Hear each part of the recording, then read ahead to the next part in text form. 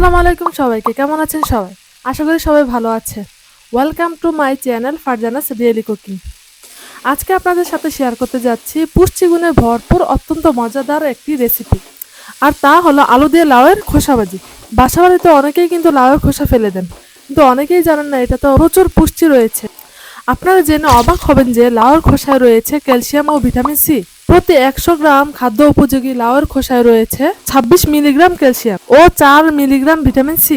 তাই এখন থেকে লাউয়ের খোসা ফেলে না দিয়ে আমার মতো খাবার উপযোগী করে খেয়ে ফেলুন। তো চলেন দেরি না করে রেসিপিতে চলে যাওয়া যাক। লাউয়ের খোসা যেহেতু শক্ত তাই আমরা প্রথমে লাউয়ের খোসা এবং আলু সেদ্ধ করে নিব। সেদ্ধ করার সময় ১ টেবিল চামচ লবণ দিয়ে দিব। মনে রাখবেন পুরোপুরি সেদ্ধ করা যাবে না। লবণ দিয়ে কিছুটা নেড়ে দিব যেন লবণটা মিক্স হয়ে যায়।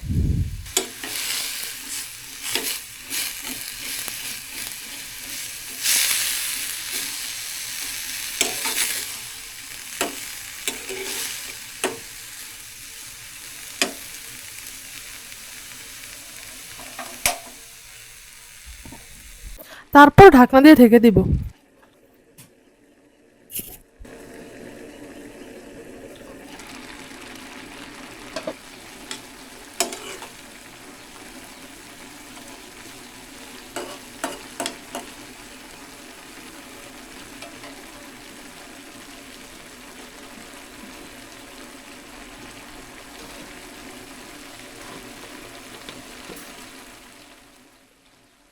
৩-৪ মিনিট সেদ্ধ হওয়ার পর ১ টেবিল চামচ হলুদ গুঁড়ো দিয়ে দিব। এখন হলুদ দেওয়ার অর্থ হচ্ছে যে হলুদের যে কাঁচা গন্ধটা তা চলে যাবে আর খেতেও খুব ভালো লাগবে।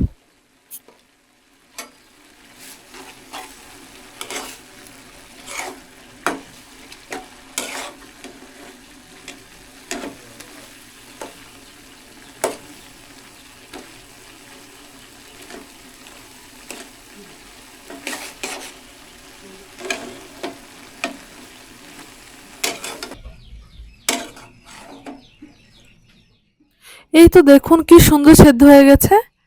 এখন এগুলো নামিয়ে দিব। এখন একটি কড়াইয়ে পেঁয়াজ এবং রসুন কুচি দিয়ে দিব। দিয়ে সুন্দর মতন ভেজে লাল করে নিব।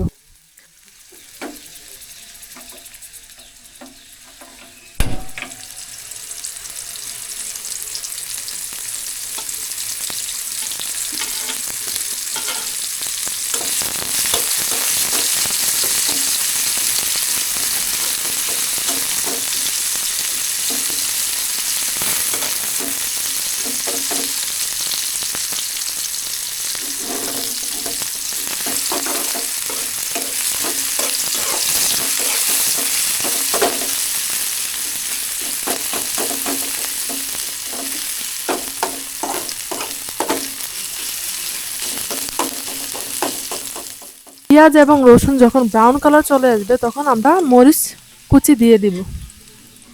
মরিচ কুচি দিয়ে কিছুক্ষণ ভেজে নিব।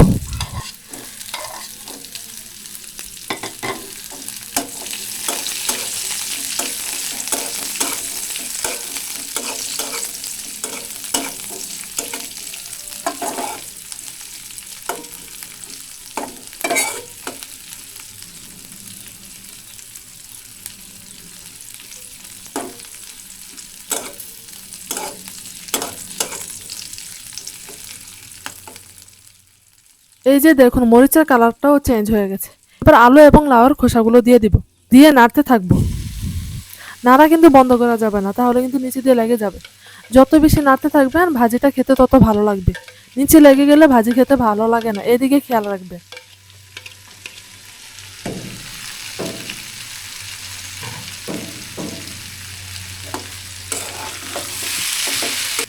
আর এখন কিন্তু ভাজিটা ঢেকে দেওয়া যাবে না, নাড়তে থাকা লাগবে।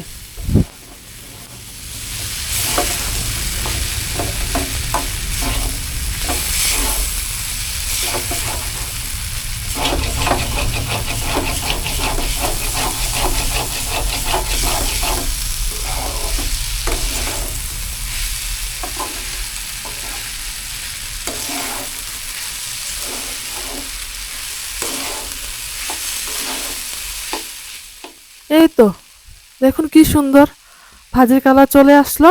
এখন ধনিয়া পাতা দিয়ে দিব। ধনিয়া পাতা দিয়ে 2-3 মিনিট কুক করে নেব।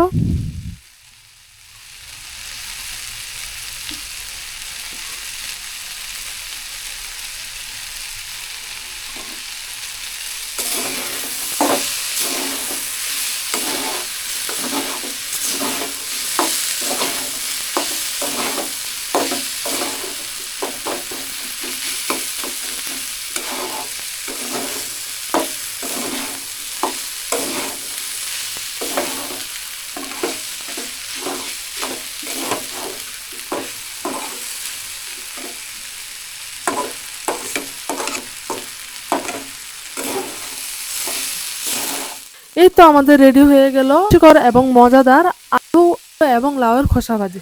এই পর্যন্তই, অন্যদিন দেখা হবে অন্য কোনো ভিডিও নিয়ে। সবাই ভালো থাকবেন, সুস্থ থাকবেন। আল্লাহ হাফেজ।